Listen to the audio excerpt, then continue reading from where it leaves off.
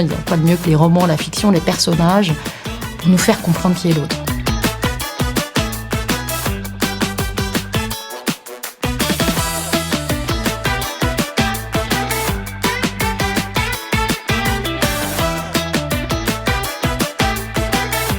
Ça me rassure aussi d'avoir mes livres avec moi. C'est un peu des compagnons et des amis, en fait, depuis tout ce temps, les personnages qui sont dedans. Donc c'est comme de n'être jamais seul.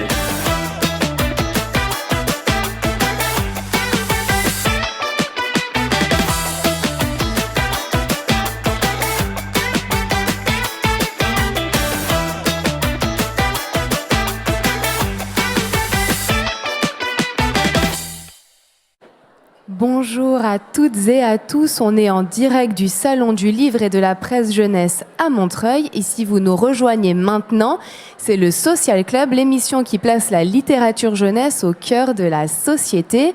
Et pour ce premier jour de week-end, ce samedi, un peu bruyant et avec beaucoup de monde, peut-être vous l'entendez un petit peu, on a décidé de parler des classiques et de voir comment on allait les dépoussiérer. Mais avant, je suis avec Sylvie Vassalo, la directrice du salon. Comment se passe ce premier jour de week-end ? Bonjour, le week-end se passe bien. En tout cas, il a bien commencé. Il y a énormément de familles dans le salon. Hier soir, il y avait une nocturne aussi qui était bien remplie. Voilà, je crois que le fait que le salon soit gratuit invite vraiment les parents, les enfants à venir y rencontrer les auteurs de littérature jeunesse et les éditeurs qui les publient. Et alors, les classiques, Sylvie ? Alors les classiques, c'est vraiment un sujet intéressant parce que c'est une tradition, une tendance forte de l'édition jeunesse que de republier des contes ou des récits initiatiques, Le Petit Chaperon Rouge, La Belle au Bois dormant, Barbe Bleue, voilà ces contes qui viennent à nous depuis les siècles passés et qui continuent d'exister et d'être revisités. C'est vraiment le mot. Est-ce que ça fait lire ? Oui, je pense que ça fait vraiment lire les enfants. J'y vois 3 raisons pour commencer. Peut-être que vous allez en trouver d'autres. La première, c'est que ce sont des récits vraiment fondateurs, initiatiques, structurants. C'est une sorte de matrice de la littérature d'enfance. Et ce sont des récits qui mêlent notre intimité à notre humanité. Donc je crois que c'est des récits qui sont importants pour ça. La seconde, c'est que ce sont des récits familiers et qui deviennent des récits familiaux parce qu'ils permettent aux parents qui les ont lus et entendus quand ils étaient petits de les transmettre à leurs enfants. Et ça aussi, c'est une chaîne d'humanité qui est importante. Et la troisième, et c'est peut-être la plus importante, c'est celle dont vous allez parler, c'est que ces récits sont revus par des grands artistes de la littérature de jeunesse, par des écrivains qui parfois les réécrivent, les mettent au goût du jour, par des traducteurs qui les retraduisent et surtout par des illustrateurs et des illustratrices qui apportent une vision contemporaine ou leur vision personnelle de ces récits qui sont les récits de la société d'aujourd'hui, sont des récits d'avertissement sur des sujets brûlants d'actualité comme l'inceste par exemple dont on parle aussi. Donc cette tendance-là, la littérature jeunesse, elle est très importante et que ces récits soient traités sur le mode de l'humour ou sur n'importe quel mode artistique. En tout cas, ça permet aux enfants d'aujourd'hui d'y accéder et ça nous permet à tous d'en parler. On en trouve beaucoup des classiques sur le salon ? Ah oui, on en trouve beaucoup et on en trouve, je ne vais pas dire chez tous les éditeurs et les éditrices, mais beaucoup d'éditeurs et d'éditrices ont des séries ou en tout cas des collections de classiques revisités. Ce qui est intéressant aussi, c'est que souvent c'est pour des âges différents. Ça peut se faire pour des plus petits jusqu'à des très grands et des adolescents. Et on peut vraiment se promener dans les allées du salon, on les trouvera facilement. Oui, il y a de quoi faire. Merci beaucoup Sylvie. On te retrouve demain et maintenant, place à la discussion.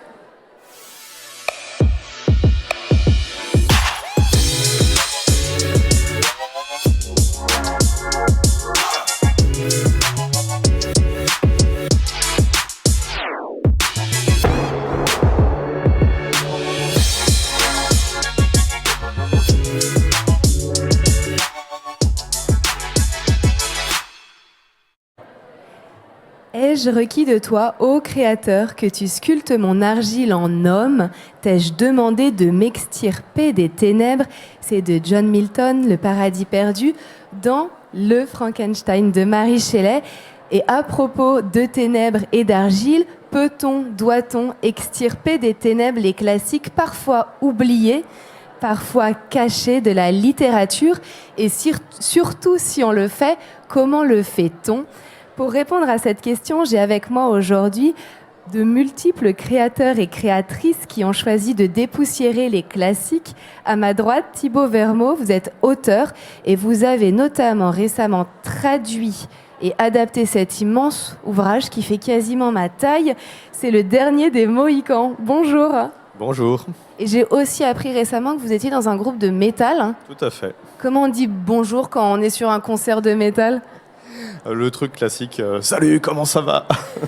Super, on adore. Dominique Borde, vous êtes fondateur de la maison Monsieur Toussaint l'Ouverture et vous avez notamment publié cette nouvelle traduction de Frankenstein dont j'ai lu l'exergue. Bonjour. Bonjour. De l'autre côté de la table, j'ai Titiou Lecoq, autrice, journaliste, mais aussi directrice de la collection Le Livre de mes 10 ans chez Hachette. Bonjour. Bonjour. Et il nous retrouvera en cours d'émission puisqu'il est en train de courir dans le métro pour nous rejoindre. C'est Benjamin Lacombe, auteur et illustrateur, notamment de La Petite Fille aux Allumettes. On aura l'occasion d'y revenir. Alors, comment dépoussiérer ces fameux classiques? Thibaut, vous êtes aussi professeur, je ne l'ai pas dit tout à l'heure. Et je me demandais pour commencer, quelle était la perception des classiques par les jeunes de vos classes? Je ne vais pas répondre directement à cette question, mais dépoussiérer les classiques, à mon sens, en tant que professeur, c'est une véritable nécessité. Voilà, si on gardait... En fait, c'est surtout un problème de traduction quand il s'agit de travailler sur des auteurs étrangers. Les auteurs français ne posent pas de problème, on les étudie dans le texte. Voilà. Les auteurs étrangers, en fait, les éditions qu'on a à disposition, en général, ce sont des traductions qui ont plus de 100 ans d'âge. Il y a quelques temps de ça, j'ai voulu travailler sur un Jack London avec mes élèves. La traduction que j'avais à disposition datait de 1911. On ne peut pas travailler avec des élèves en 2025 sur une traduction qui a plus de 100 ans d'âge. En fait, une traduction doit être renouvelée à peu près tous les 40 ans. Donc, en réalité, dépoussiérer les classiques, les retraduire, éventuellement les adapter pour rentrer dans un cahier des charges éditorial, à mon sens, c'est vraiment une nécessité. Sinon, on ne les lira plus, ou on ne les transmettra plus. On y reviendra sur la traduction. Dominique, moi je me disais aussi, effectivement, peut-être le classique peut avoir une image un peu élitiste, voire classiste parfois. Pourquoi? Et puis comment dépasser un petit peu ça? Déjà, moi je les considère pas comme des classiques, je déteste ce terme. C'est une sorte de formol tout dégueulasse dans lequel on a plongé un livre alors que c'est juste un très bon livre. Enfin, ce sont des très bons livres qui ont une vertu... suffisamment, des qualités suffisamment fortes pour avoir traversé le temps, 200, 300, des dizaines et des centaines d'années. Et chacun a sa nature, a sa puissance, a sa poésie, son humour. Et les enfermer dans une case comme classique, c'est très gênant. Déjà, il faut peut-être commencer par ça. En tout cas, moi, je les considère comme ça. Chaque fois que j'en publie un ou que je me concentre sur un texte, je cherche ses valeurs intrinsèques et j'essaye de les faire monter et de faire d'effacer le plus possible cet aspect, disons, un peu vieillot, un peu daté, et le sortir de sa case. Et j'utilise tous les moyens possibles, l'actualité, qu'il y ait une série Netflix, n'importe quoi. On fait feu de tout bois pour intéresser les gens à des textes qui vont les transformer.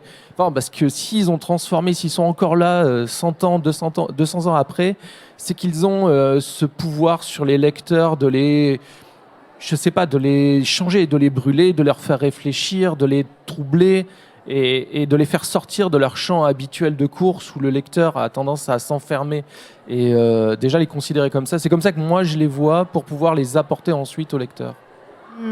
Ne pas faire du livre un mausolée quelque part. Oui, quelque part. Titiou, vous justement, vous dites qu'il faut faire aussi de ces lectures un événement, quelque chose de festif. Oui, et bien moi, du coup, c'est pas présenté comme une collection de classiques. Et c'est vrai que j'ai un peu poté en touche parce que le fait de demander, le concept d'être demandé à des auteurs adultes, le livre qui les a marqués quand ils avaient 10 ans, et du coup, effectivement, ça permet de le re-rendre vivant parce qu'on y rentre déjà par quelqu'un qui dit, alors moi, franchement, j'avais 10 ans, c'était un dimanche, il pleuvait, j'étais chez moi et j'ai lu, c'était ce que raconte Gaël Faye, j'ai découvert Agatha Christie et en lisant, j'ai découvert que la lecture pouvait être un jeu. Et donc voilà, le fait de rentrer par une autre figure dedans, je trouve que aussi ça permet déjà d'incarner la transmission. Et sur la question de faire de la lecture un événement, c'est quelque chose que moi j'ai testé avec mes enfants. Dans mon panthéon personnel, il y a la comtesse de Ségur. J'ai 2 garçons et je sentais que la comtesse de Ségur leur mettre entre les mains et qu'ils le lisent, ça n'allait pas être évident. Et en même temps, je voulais vraiment partager ça avec eux. Et je trouvais qu'en termes de culture, juste, il fallait qu'ils en aient lu au moins un. Et du coup, j'ai inventé quelque chose, une espèce de dispositif. Je me suis dit, je vais leur faire la lecture de ces livres, mais pour que ce soit un peu joyeux et un peu particulier, je leur ai fait, alors c'est tout simple, avec les enfants, il n'y a pas besoin de beaucoup. On se mettait le soir dans le noir et j'allumais des bougies. Et je leur ai lu juste à la lueur de la bougie. Et en fait, ça a suffi pour qu'ils adhèrent parce qu'ils avaient l'impression qu'il se passait un truc un peu magique, que c'était un moment particulier. Et donc, voilà, ils sont rentrés dans le livre parce que j'ai fait ça. Mais comme j'aurais pu, on peut se déguiser pour leur lire Harry Potter, on peut faire des recettes de pudding pour lire Roald Dahl. Enfin, parce qu'il y a des trucs aussi, nous, à imaginer pour essayer de faire revenir les enfants dans... C'est tout un univers, en fait, la lecture. C'est pas juste un bouquin, quoi. Et montrer que, voilà, on peut l'ouvrir à plein de choses. Et donc la comtesse de Ségur, ce serait le livre de vos propres 10 ans? Alors, moi, je lisais beaucoup. Il y a un livre qu'on lit plus assez, il est toujours disponible, lisez-le, c'est Ronia, fille de brigand. C'est génial, vraiment, je le conseille. Et pareil, je l'ai lu à mes 2 garçons, ils ont adoré. C'est vraiment, voilà, Ronia, fille de brigand pour les 10 ans, parfait. Benjamin Lacombe, bonjour, vous nous rejoignez. Bonjour, oui. J'espère que ça va, le cardio est en place. C'est bon. Alors, je vous présentais tout à l'heure, mais peut-être je vous représente comme vous êtes arrivé. Vous êtes auteur, illustrateur et directeur de la collection Les Classiques illustrés chez Albin Michel. Et moi, comme première question à vous poser, je voulais justement vous dire, vous avez plongé un peu à bras-le-corps dans pas mal de classiques, il faut se l'avouer. Et je me demandais comment, pour vous, un livre devient un classique. Comment il passe du livre normal au classique ? Je pense que ce qui fait, mais pour le coup, je rejoins un peu. J'ai pris en cours de route, mais ce qu'a dit mon voisin de droite, c'est que je pense que ce qui fait d'un classique un classique, c'est la dimension en fait qui transgénérationnelle et surtout qui dépasse les époques auxquelles ils ont été écrits et qui résonnent dans les époques contemporaines d'une façon différente. En fait, ça touche quelque chose de profondément humain dans les thématiques qu'il propose et qui, du coup, peut toujours résonner. Par exemple, j'ai aussi une autre collection qui s'appelle l'Encyclopédie du Merveilleux où je m'intéresse sur les grandes figures du merveilleux.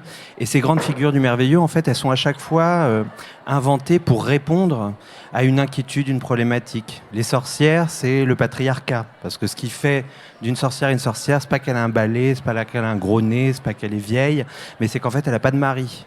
Et qu'elle est libre et qu'elle est instruite. Les ogres, c'est effectivement la peur de la faim, la peur de... Et donc il y a plein de figures comme ça, mais qui traversent les époques et qui, en fait, se rejouent de différentes façons. Et c'est ça que je trouve, et c'est ça qui fait un classique, c'est qu'en fait, le fait d'arriver à dépasser son époque pour parler de quelque chose de profondément humain et qui va résonner à travers le temps. D'ailleurs, vous avez récemment aussi illustré La Belle et la Bête. Ça raconte quoi, cet ouvrage ? La Belle et la Bête, c'est très contemporain, par exemple, parce que ça raconte le consentement. C'est-à-dire, ça raconte les rapports entre les hommes et les femmes et combien ceux-ci peuvent être compliqués, empreints de tas et de tas de tensions financières, puisque effectivement, la Belle, elle finit par être poussée à épouser la Bête parce que ça pourrait sauver sa famille. Et puis aussi l'idée que la sexualité, l'amour ne s'obtient pas par la bestialité.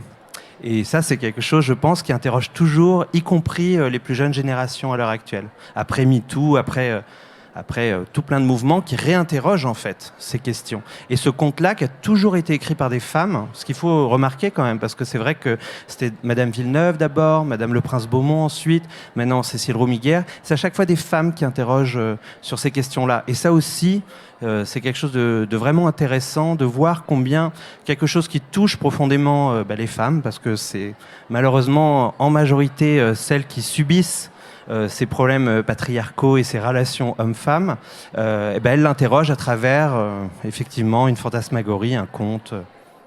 Une sororité à travers les siècles. Thibaut, on l'a dit au début d'émission, vous avez traduit et adapté Le Dernier des Mohicans. Pourquoi choisir ce texte? Pourquoi ça vous paraissait essentiel de partir sur un gros morceau comme ça? Alors d'abord, c'était une proposition de l'éditrice et je peux vous dire que si le texte ne m'avait pas plu, j'aurais eu beaucoup de mal à en faire quelque chose qui est devenu cet album. On s'interroge toujours forcément sur ce qu'il y a à tirer d'un livre quand on commence à travailler dessus et qu'on sait qu'on va devoir l'adapter parce qu'il est beaucoup trop, il y a beaucoup trop de pages pour la collection. Il va falloir forcément l'adapter. Et on se concentre sur ce que Cooper a de meilleur, en fait, c'est-à-dire les grands paysages américains, les personnages qui sont extrêmement puissants. Il a cette vista, Cooper, déjà dès 1826, le texte a 200 ans, très anglo-saxonne, d'avoir des personnages qui sont immédiatement attachants. L'action en elle-même aussi, il s'agit finalement d'un père qui perd ses deux filles et qui doit recruter des gens pour les retrouver à travers les étendues sauvages. Il y a aussi l'aspect, assez moderne, qui est que les Indiens ne sont pas tous mauvais, ne sont pas uniquement considérés sous le prisme colonialiste comme ça l'a été à son époque. Voilà, donc des choses en fait en réalité très modernes. Mais Cooper est quasiment le premier écrivain américain, si je puis dire. Et ça aussi, c'est quelque chose qui m'intéressait parce que la littérature américaine, la première littérature américaine, avec Nathaniel Hawthorne par exemple, ou Edgar Poe, ce sont des gens sur lesquels j'ai travaillé quand j'avais commencé une thèse. Donc ça me plaisait vraiment de me replonger dans cette ambiance-là et de me dire aussi comment un nouvel auteur dans un nouveau pays fait pour écrire un texte qui est supposé intéresser un lectorat américain. Mais laissez-moi vous dire une chose, aux États-Unis à l'époque, c'est comme aujourd'hui. Il n'y a pas beaucoup de lecteurs, pas beaucoup de lectrices. Et en fait, Le Dernier des Mohicans a été un best-seller d'abord en Grande-Bretagne, avant de retraverser l'Atlantique et de rentrer au panthéon des grands livres. Est-ce que vous êtes allé dans ces grands espaces, dans ces grandes plaines, ces grandes forêts pour vous immerger dans l'univers? Alors pas pour m'immerger, mais j'ai déjà voyagé aux États-Unis plusieurs fois dans ma vie. Et oui, clairement, c'est quelque chose qui me parle vraiment. Le nord de l'État de New York, là où se passe l'action dans Le Dernier des Mohicans, c'est un endroit que je connais. Je suis allé dans les Catskills, par exemple. C'est de très jolies collines avec une forêt très rase, en fait. Comme on est quasiment à l'orée de l'Atlantique, le vent empêche les arbres de pousser très haut. Donc c'est une forêt qui monte pas très haut, en réalité. Voilà. Bon, plus vous allez vers le Canada, plus c'est faux. Mais je retrouvais vraiment, en tout cas j'avais vraiment en tête ces paysages-là quand je lisais le texte de Cooper. Et même s'il y avait des choses qui me repoussaient, la langue très surannée en fait, il a une langue très européanisée en réalité Cooper, pas encore américaine, pas comme Mark Twain par exemple, qui a une langue très simple, très, très, très limpide. Cooper, il est encore européanisé. Malgré tout, j'étais dans le texte, j'étais emporté dans ces paysages, véritablement. Dominique, un classique, finalement, c'est un petit peu un livre qui aurait un regard particulièrement éclairé et encore éclairé sur notre monde aujourd'hui. Quelle question, là? Vous avez 2 heures. Je sais pas, peut-être, exemple, mais pas que. Pas que, il a aussi d'autres vertus, c'est pas qu'un reflet. Alors ça peut être un reflet, comme l'a dit Benjamin, mais ça peut être aussi n'importe quoi. Ça peut être aussi une valeur littéraire pure et dure. De juste, il a une poésie qui n'existait pas avant lui, il peut avoir aussi un humour, il peut avoir une façon de raconter une histoire qui n'existait pas avant et qui fait date, c'est un mauvais terme, mais plutôt qui va rester et qui va elle-même nourrir d'autres écrivains, d'autres lecteurs, etc. C'est un classique... j'aime encore pas ce terme, mais c'est comme tous les livres, ils ont tous des spécificités qui arrivent jusqu'à nous, ils ont leur nature propre. La particularité peut-être qu'ils ont, c'est qu'ils nous amènent sur un terrain inattendu. Un lecteur, en fait, c'est un peu un sportif, c'est quelqu'un qui court et qui aime bien courir dans sa petite forêt, qui a son petit cercle, etc. Un classique, bim, ça va vous amener ailleurs d'un seul coup. Et il va vous demander un effort peut-être supplémentaire, mais qui va vous transformer votre foulée. Et à partir de là, vous pourrez courir sur d'autres terrains, quoi, et aller beaucoup plus loin. Et c'est des pas, c'est des émotions, c'est un ensemble de choses qui nous amènent toujours plus loin. Où il nous emmène, Frankenstein ? Frankenstein, c'est une interrogation sur le deuil, c'est une interrogation sur la création, c'est aussi une histoire dans une histoire dans une histoire. C'est aussi très méconnu, en fait. Tous les gens pensent que Frankenstein, c'est la créature, alors que Frankenstein, c'est le créateur, c'est Victor. Mais comment est-ce que un créateur qui a été bien entouré, qui a été aimé, qui a été choyé, qui a un destin parfait entre les mains, va créer quelque chose qui ne fonctionne pas à ses yeux? Et comment est-ce qu'on peut se tromper? Et c'est un livre sur le regret, c'est un livre sur ce qu'on perd et malheureusement ce qu'on ne retrouve pas et qu'on ne retrouve jamais. Et voilà, c'est aussi un livre d'aventure, c'est un livre qui contient énormément de choses. C'est un livre qui a été un éclair, qui a été foudroyant. Hein. Mary Shelley avait 18 ans, avait 16 ans quand elle a écrit, 18 ans quand il a été publié. C'est juste, bim, c'est juste incroyable. Et c'est fou, de toute façon, de se dire ça, d'arriver dans une profondeur de sentiments, de triturer la plaie. Parce qu'il y a plein de plaies dans ce livre, et pas que celle de la créature, des plaies causées par la vie, et d'en tirer quelque chose que nous, on peut réfléchir, sur lequel il faut, qu'on peut se dire, il faut que j'ai des choix devant moi, il faut que je les fasse. Oui, il y a les livres, et puis il y a aussi comment on les choisit. Je me demandais, Titio Lecoq, comment on choisit les prescripteurs qui choisissent les livres. J'ai choisi des auteurs que je lis, tout simplement. Parce que là, sur les 5 premiers, oui, Alice Zeniter, Mona Chollet, Nicolas Mathieu, Gaël Faye, Marie Darrieussecq, c'est que des gens dont j'aime la littérature, j'aime ce qu'ils écrivent, et où je me suis dit, j'aimerais vraiment savoir quel est le livre qui les a marqués à 10 ans. Et après, il y a un peu des effets, genre le Mona Chollet, c'était génial parce qu'en fait, Le Château des enfants volés, c'est un livre dont elle parle dans la première page de Sorcière. En fait, Sorcière commence avec l'histoire de ce livre-là. Et le livre n'était plus du tout... Moi, je ne l'avais pas lu quand il a apparu. Et il n'était plus du tout disponible. Donc, on a racheté les droits, on l'a ressorti. Et je me dis, c'est drôle parce que ça fait qu'il y a...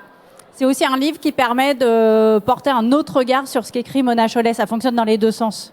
C'est à la fois, et ces auteurs-là nous amènent un autre regard sur ces textes, et ces textes-là nous amènent un autre regard sur ce que ces auteurs ont écrit aussi. Et ça, c'est aussi, je pense, un peu le principe du classique pour le coup. C'est une espèce de circularité, en fait. C'est des textes auxquels on revient, qui nourrissent les nouveaux écrits, etc. Donc ça m'intéressait aussi, ce circuit un peu en boucle là-dessus. Et sur, je peux dire un truc sur les traductions, parce que ça m'amuse trop. Les traductions. Alors moi, je suis pas du tout traductrice, c'est pas ma spécialité. Mais Nicolas Mathieu a choisi Le perroquet qui bégayait de Alfred Hitchcock, qui est un livre qu'effectivement j'avais lu au même âge, que j'avais adoré. Et quand j'ai commencé à regarder la trad, exactement ce que tu racontais, n'avait pas été refaite depuis les années 60-70. Et en le relisant, je me dis, waouh, il y a des trucs, c'est un peu vieillot. Je vais regarder le texte anglais, si c'est aussi vieillot ou pas. Et je commence à comparer et je me rends compte que là-dedans, en fait, le traducteur à l'époque, je pense que la littérature jeunesse, on s'en fichait tellement, et la trad, on s'en fichait tellement, le traducteur français a ajouté des dialogues qui n'existent pas dans la vraie version, mais quasiment des scènes entières, quoi. Et j'étais genre, oh waouh! Et des bonnes scènes en plus. Et alors je dis, qu'est-ce que je fais? Est-ce que je les enlève? Et en fait, c'était des dialogues dont je me souvenais qui m'avaient marqué quand j'étais petite. Et je me dis, en fait, c'est vachement bien ce qu'il a fait. Ça améliore vraiment le texte. Et donc, on a fait le choix avec le livre de poche de se dire, non, on garde ça. Mais il a fait un autre choix qui est très bizarre. Le héros, qui est un petit garçon dans Le perroquet qui bégayait, s'appelle Jupiter Jones dans toutes les versions dans le monde entier, à part en France où il l'a appelé Hannibal. Et le traducteur étant décédé, on ne saura jamais pourquoi il a rebaptisé Jupiter Hannibal. On ne sait pas. Mais je raconte l'histoire en me disant c'est aussi intéressant de raconter cette histoire aux enfants et de leur dire en fait, il y a plein de trucs autour d'un texte aussi qui font un texte littéraire. Drôle de choix en plus. Hannibal, je ne sais pas. Hannibal Jones, enfin tu vois, Jupiter Jones, on entend, tu vois, mais je ne sais pas. Et justement, excellente transition, parce que quand un livre a 10, 20, 30, 100 ans, est-ce qu'il peut ne pas être un petit peu dépassé? Comment s'en saisir? Est-ce qu'il faut le réécrire? On va tenter, après une petite pause, de répondre à toutes ces questions. Maintenant, c'est qui bouquine le personnage que tu aurais aimé inventer? Alors le personnage que j'aurais aimé inventer, c'est D'Artagnan. Je l'adore. Gaston, je t'aime.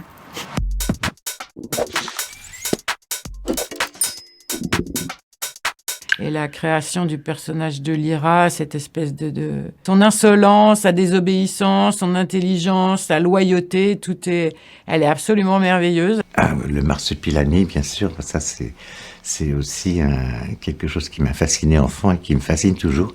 Je trouve que c'est une invention tout à fait géniale, qui permet des déclinaisons graphiques infinies. Gaston Lagaffe, il est profondément libre. En fait, il est profondément créatif, il est drôle, il est intègre et il est jamais là où on l'attend. Le personnage du baron de Munchausen, j'aurais adoré l'inventer. C'est pas tant pour le personnage lui-même que sa capacité à défier totalement les lois de la gravité et de la physique. Il voyage sur un boulet de canon, il a son cheval qui est coupé en deux, et j'aime beaucoup ces impossibilités-là. D'Artagnan, pour moi, c'est la figure du héros, un personnage qui a un courage à toute épreuve, qui est insolent, qui a du panache. Il incarnait pour moi un rêve d'aventure, d'évasion, de course-poursuite, de bagarre. L'indépendance de cet enfant par rapport aux parents, ça fait penser d'ailleurs au personnage de Roald Dahl d'ailleurs, où le rapport parent-enfant n'est pas dire qu'il n'est pas conventionnel et ne rien dire. Est vraiment intéressant. Les albums de Gaston racontent aussi un monde dans lequel on vire pas les gens comme Gaston. Je l'adore. Gaston, je t'aime. Je suis très jaloux de pas avoir encore trouvé mon marsupilami à moi. Ouais.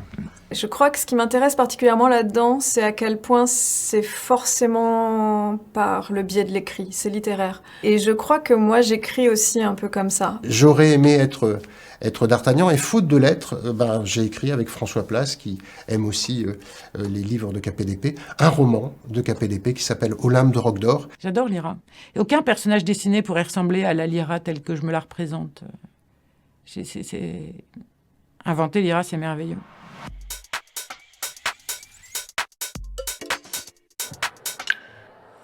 Le marsupilami. Alors, s'il y a un personnage qu'on n'aimerait pas être, par contre, Benjamin Lacombe, c'est la petite fille aux allumettes. C'est tragique ce qui lui arrive. Comment on se saisit d'une histoire assez douloureuse comme ça? Alors c'est amusant parce que pour revenir à ce qu'on disait sur la résonance que peuvent avoir des histoires maintenant, l'histoire de la petite fille aux allumettes, c'est vraiment l'histoire du manque d'empathie.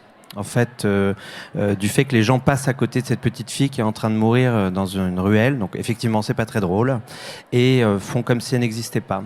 Et ce problème de l'empathie, je crois que c'est en plus un peu le thème du salon, c'est ce qu'on découvre de plus en plus avec les réseaux sociaux, avec cette affluence d'images tragiques, d'images traumatiques, et que les gens scrollent comme ça, comme si de rien, comme si c'était très très loin d'eux. Et du coup, ce texte, il rentrait vraiment en résonance avec quelque chose que je ressentais, moi, profondément. Et c'était un texte qui me touchait depuis vraiment la prime enfance. C'est-à-dire que, effectivement, c'était un texte très triste, mais c'est un texte que je réclamais, que je relisais tout le temps. Un peu comme on enlève une croûte et qui cicatrise jamais. C'est-à-dire que j'avais ce besoin de ressentir ces émotions. Je pense que l'enfance, c'est aussi ça. C'est aussi... et les livres et les fictions et les œuvres permettent cela, c'est-à-dire de tester, d'appréhender les différentes émotions, d'en faire sienne. Et la douleur de la petite fille aux allumettes, bien entendu, on peut s'en écarter et dire oh mon Dieu, quelle horrible histoire. Ou alors au contraire, on peut vraiment se mettre à la place de ce personnage et s'en saisir et saisir aussi la beauté de la vie. Parce qu'effectivement, il y a la finalité de cette histoire, mais il y a aussi tout ce qu'elle raconte en suspens, c'est-à-dire la relation avec sa grand-mère, son destin et cette idée, alors ça c'est chez Andersen, d'une forme de transcendance. Ce qui était amusant dans ce texte, et c'est quelque chose que j'ai redécouvert aussi avec la petite sirène, c'est qu'on est revenu aux sources du manuscrit original, parce que comme disait Titou, il y a beaucoup de versions. En particulier, quand on est sur le conte, il y a beaucoup de réécriture, on va dire de polissage des histoires. On a toujours peur d'effrayer les enfants, on a toujours peur des aspérités. Or, Andersen, c'est vraiment un conteur, moi c'était mon conteur préféré, c'est vraiment un conteur qui, quelque part, déballait réellement les choses qui l'interrogeaient, qui le touchaient, et il avait des fois une préséance, quelque chose qu'il ressentait bien avant tout le monde, des histoires de genre, par exemple avec La Petite Sirène ou Le Vilain Petit Canard, des êtres qui naissent dans des mauvais corps, qui sont incompris.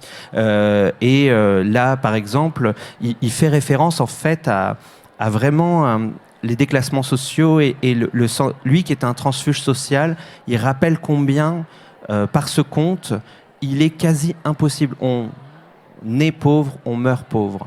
Et on a fait toute une recherche et on s'est rendu compte que, un peu comme la Madeleine de Proust, tout est revenu à Andersen dans ce conte à la suite d'une visite dans son ancien village, Odense, et une odeur d'oie rôti. Et c'est là d'où tout part. Il écrit ça comme d'un trait, juste après ça.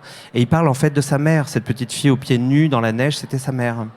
Une oie rôtie à midi 30, c'est difficile, ça me fait saliver. Thibaut, quand on est aussi auteur de création comme vous, quelle est la différence dans la démarche quand on va créer ou quand on va réécrire ?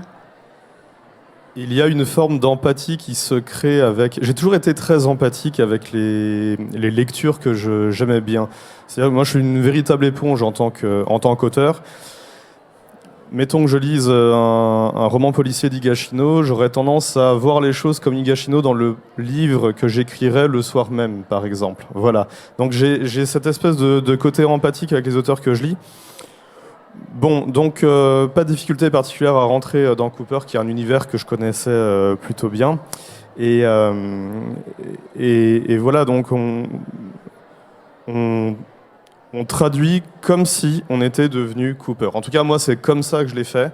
Pour finir, j'ai fini par me mettre dans la peau de ce type qui m'énervait un peu pour pas mal d'aspects. Cette langue surannée dont je parlais tout à l'heure. Mais pour finir, ce qu'il racontait nous embarquait tellement. C'est un tel voyage. Comme Dominique le disait tout à l'heure, un bon classique, enfin un grand livre. C'est un livre qui nous emmène ailleurs. Et là, on part d'un petit fort, d'un bastion de la civilisation, ce qu'on appelle un bastion de la civilisation, et on finit sur une espèce de haut plateau très arasé, avec des tentes d'Indiens un petit peu partout, un jugement qui se fait. On est absolument ailleurs quand on est à la fin du livre. Et ça, honnêtement, quand on travaille dessus, on est forcément embarqué. Moi, honnêtement, j'avais les larmes aux yeux, ça ne sert à rien de dire ça, mais j'avais les larmes aux yeux en finissant le roman, la traduction, et en le rendant à mon éditrice. Voilà, et j'espère sincèrement que pour mon éditrice, ça a été la même chose, et pour Frédéric Pillot, l'illustrateur, j'espère sincèrement que ça a été la même chose. Pour moi, ce serait vraiment le signe que voilà, cette empathie auteur, traducteur, adaptateur a fonctionné à plein. Une sorte de chaîne des récits. Effectivement, il y a cette question de la traduction. Vous, Dominique, c'est un peu votre cœur de cible aussi, retraduire des ouvrages dont la traduction n'est plus la bonne et un petit peu surannée. Hein. Oui. En fait, je pense que... moi, je me base sur mes propres expériences. De toute façon, exactement ce qui a été évoqué. Parfois, moi, quand j'étais... moi, je suis un lecteur très tardif, mais j'ai lu certains textes, je comprenais rien. J'étais dégoûté parce que les autres, ils avaient l'air d'apprécier. Je comprenais rien. Et puis, un jour, je tombe sur une autre traduction du même texte. Et là, le texte m'apparaît. Et c'est là, il y a très longtemps, j'ai compris qu'il y avait peut-être dans la transmission d'une langue à une autre, d'une expérience d'un lecteur à un autre, un enjeu. Et donc, oui, je m'attache à faire travailler les traductions avec des angles précis, c'est-à-dire le respect vraiment absolu de ce qu'a voulu faire l'auteur pour le lecteur. C'est vraiment, il y a deux angles, c'est-à-dire il faut respecter absolument l'œuvre de l'auteur, mais il faut respecter absolument le lecteur qui va le lire. Et mon but, dans chacun des livres que je publie, parce que je publie beaucoup de littérature étrangère, c'est pas de traduire mot pour mot, phrase à phrase, idée à idée, c'est de traduire une expérience de lecture qui est offerte au lecteur original et la transposer en une expérience de lecture identique pour le lecteur français. Il faut que le lecteur français, telle page, ressente exactement la même chose que ce que le lecteur original ressent, telle page. Quel que soit l'outil qu'on va utiliser, si on doit trahir un peu le texte, on peut le trahir un peu, mais on essaye absolument pas. On essaye vraiment de maîtriser tout ça, et toujours exactement dans ce qui a été dit, dans une langue non pas actuelle, mais dans une langue qui sera actuelle dans 50 ans. En fait, à chaque fois que je dirige une traduction ou que je dirige un livre, j'essaye toujours de me mettre dans l'esprit, il faut que ce livre il soit lu dans 50 ans. Qu'est-ce qu'il faut que je fasse pour ça ? Il était lu il y a 300 ans, comment est-ce que ça a fonctionné ? Et donc on se plonge avec le traducteur ou la traductrice dans la mécanique profonde des mots et on essaye d'en tirer vraiment ça. Et parfois c'est étrange, il y a des choses qui ressurgissent. Dans un livre qui s'appelle Anne de Green Gables, il y avait plusieurs traductions et qui avaient complètement écrasé, rendu un petit peu il y a beaucoup de poésie dans ce texte qui avait un peu rendu la poésie pour de la poésie, c'est-à-dire c'était un peu de la chantilly, très très agréable au goût, mais qui laissait rien. Alors que que Lucy Maud Montgomery, l'autrice, était une poétesse réelle et certaines phrases en fait choquaient, étaient électrisantes et anachroniques. Et en fait, en revenant à ça, on se rendait compte que tout d'un coup, le paragraphe se transformait, tout d'un coup, l'humour devenait beaucoup plus fort, puissant, et au final, l'œuvre revenait. Et il fallait pas faire semblant de faire de la poésie. Il fallait accepter que la phrase que Lucy Maud Montgomery avait écrite n'avait jamais été écrite avant, ce qui est le propre de la poésie, d'après moi. Voilà, et donc en fait, il y a tout un travail de ça, et voilà, je ne sais pas si je peux continuer tout le temps que vous voulez, moi, il n'y a pas de problème. Puis il y a ce choix aussi de la traductrice ou du traducteur.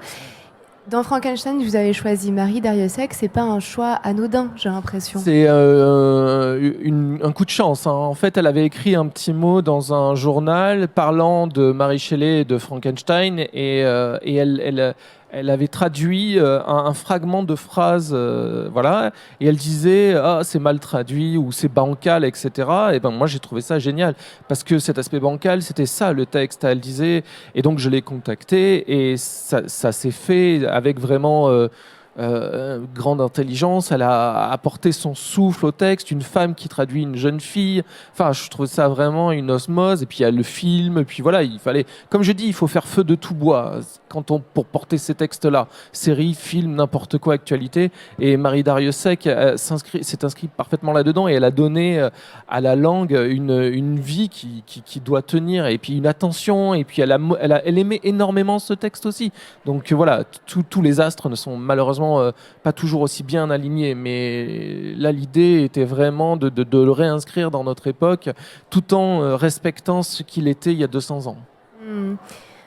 Et éditer un classique aussi, il faut qu'on y vienne, c'est aussi parfois éditer un texte dont les époques, les manières de faire ne sont plus vraiment en accord avec les nôtres.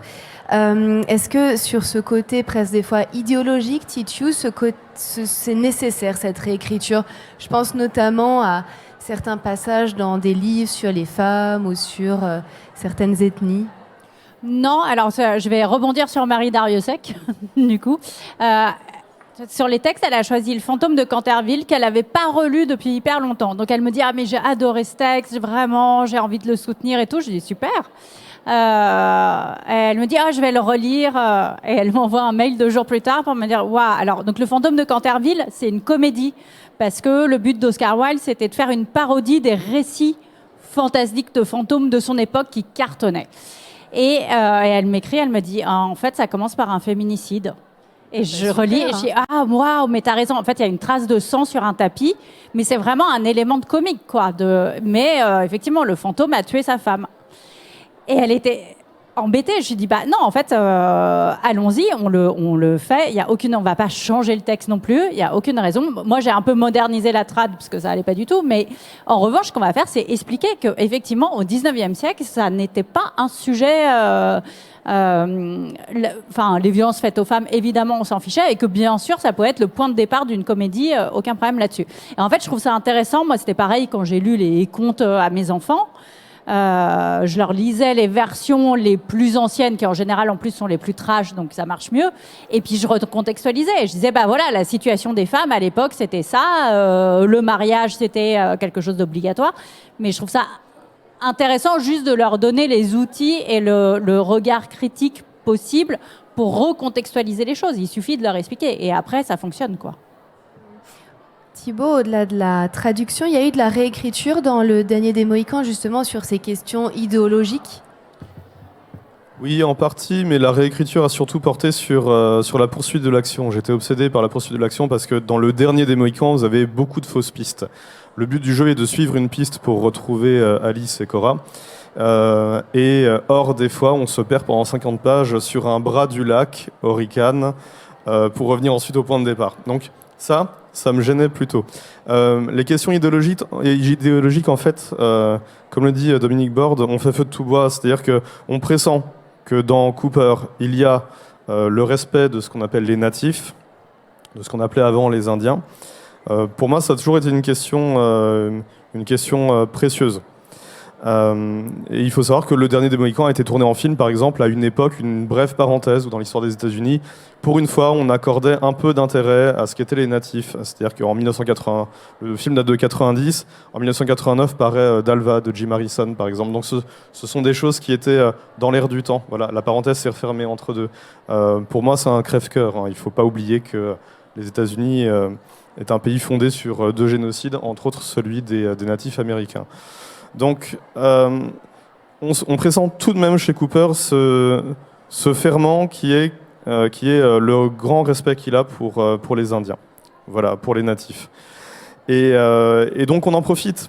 Alors, il y a des problèmes dans le texte qui tiennent au racisme, hein, par exemple. Il y en a beaucoup. Un bon Indien est un Indien qui croit en Dieu, par exemple, qui a une conscience monothéiste. Comment on fait alors dans ces cas-là? Comment on fait? On gomme. On gomme ces questions-là qui, en plus de cela, sont pas celles qui, à mon sens, intéressaient le plus la lectrice ou le lecteur dans l'objet final. Le but du jeu est de savoir, est-ce qu'on va réussir à sauver Alice et Cora. Donc, j'étais tendu vers cette idée-là. Et donc, les questions racistes, je les ai un peu mises de côté. Par contre, tout ce qui tient du respect ou de l'égalité entre natifs et colons, je l'ai plutôt rehaussé. Parce que c'est dans le texte, en réalité. C'est dans le texte et c'est très important. Et c'est rarissime les textes à l'époque où on a ce ferment et ce respect pour des gens qui étaient considérés véritablement comme des moins que rien. Oui, alors autant le souligner. Benjamin Lacombe, est-ce qu'il y a des classiques datés, définitivement datés, qu'on ne peut plus aborder? Oh là, c'est une vaste question. Sans doute, il y en a. C'est marrant parce que moi, j'ai édité, mais dans une autre collection pour adultes que je dirige chez Gallimard, Papillon Noir, un Carmen où il y avait des éléments racistes aussi, qui correspondait en fait à l'idéologie de l'époque. Et j'ai choisi de ne pas l'enlever, mais de le contextualiser, à la fois par une préface et par un mot juste avant les 10 chapitres, parce que je pense qu'il est vraiment important aussi de replacer une œuvre dans son époque et de comprendre qu'on a aussi évolué. C'est-à-dire qu'on ne peut pas gommer l'histoire, on ne peut pas gommer les événements qui se sont passés, on doit les contextualiser, comprendre pourquoi les choses, heureusement, ont changé, ou malheureusement, parfois aussi, ça arrive, hein, ont changé également. Enfin voilà, c'est un parti pris, c'est différents partis pris. Moi, ce que je trouve intéressant, qu'on n'a pas évoqué depuis tout à l'heure, et pour le coup, je pense que c'est quelque chose qui intéresse beaucoup Dominique, c'est aussi comment représenter ces classiques, c'est-à-dire par l'objet, par l'image, par la couverture, par la fabrication, par l'illustration.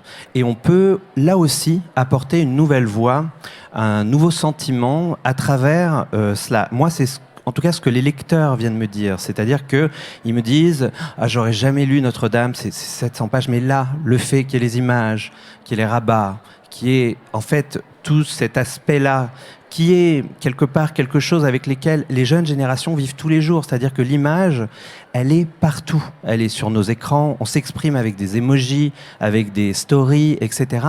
Et finalement, il y avait un peu que dans les livres qu'elle avait fini par disparaître. Or, la tradition de l'illustration, elle provient dès l'apparition de l'imprimerie, voire même avant. Enfin, je veux dire, les moines copistes, il y avait des images.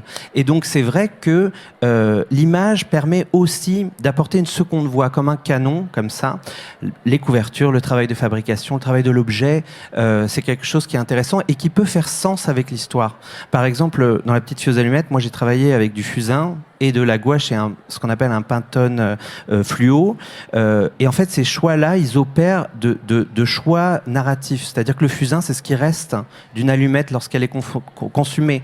Et donc, ce charbon, c'est ça que j'utilise pour dessiner le quotidien de la petite fille. Et puis, quand le rêve apparaît, eh ben là, il fend un Pantone fluo parce que on est dans une lumière qui est un peu transcendantale, disons. Et c'est vrai que je pense que la forme aussi, parce que l'objet, on a tendance à l'oublier, c'est aussi une matérialité. C'est aussi un aspect plastique, c'est aussi une séduction par cette image. Et je pense que c'est quelque chose qui est aussi essentiel pour, d'une certaine façon, faire de feu de tout bois et amener des gens à relire les classiques. Oui, effectivement. Alors, j'espère qu'on le voit à l'écran, mais l'effet est vraiment saisissant, hein. C'est incroyable, ce jaune fluo qui explose. Alors du coup, ne rien s'interdire et puis donner un nouveau souffle. Merci à tous les quatre, c'est passé extrêmement vite, comme chaque jour. Merci d'être venus. Je le rappelle, Thibaut Vermeau, le dernier des Mohicans, paru chez Sarbacane, en dédicace ce week-end sur le salon. Oui, tout à fait. Demain avec Frédéric, justement, demain après-midi. Pour des dédicaces illustrées. Dominique Borne, il y a Frankenstein, on en a parlé, mais il y aura aussi en 2026, et non des moindres, les Hauts de Hurlevent et Dracula. Dracula, c'est 2027, et puis il y en a plein d'autres après, mais il y en a d'autres avant aussi. Hein. Par exemple, il y a Watership Down de Richard Adams. Hop, voilà, là c'est la version bande dessinée, mais c'est pareil, c'est un livre phénoménal, solaire. Qui peut être lu, comme l'a dit Benjamin, il est transgénérationnel, il est parent-enfant, il est tout, quoi. Et il y a Anne aussi de Simone Montgomery, voilà. Tellement de livres. Titio, on en a parlé, il y a cette collection Le Livre de mes 10 ans, mais il y a aussi la version BD des Grandes Oubliées qui est déjà en librairie, je crois que je l'ai vu ce matin. Ouais, tout à fait, illustré par Marie Dubois, un travail génial. Et à la fin, il y a une frise qu'on peut décoller et mettre dans sa salle de classe, par exemple. Par exemple, pour Thibaut, petite dédicace au professeur, et Benjamin Lacombe, La petite fille aux allumettes, La Belle et la Bête, et aussi ce Gatsby, je ne sais pas si on en a parlé, qui est sorti plutôt pour les adultes chez Gallimard. Oui, exactement. Et il y a aussi un Frankenstein, mais différent, illustré, mais qui est sorti également. C'est une collection qui s'intéresse aux classiques, mais cette fois-ci pour adultes. Super, merci beaucoup à tous les quatre. Et nous, on se retrouve demain autour d'une nouvelle émission sur la fluidité des genres.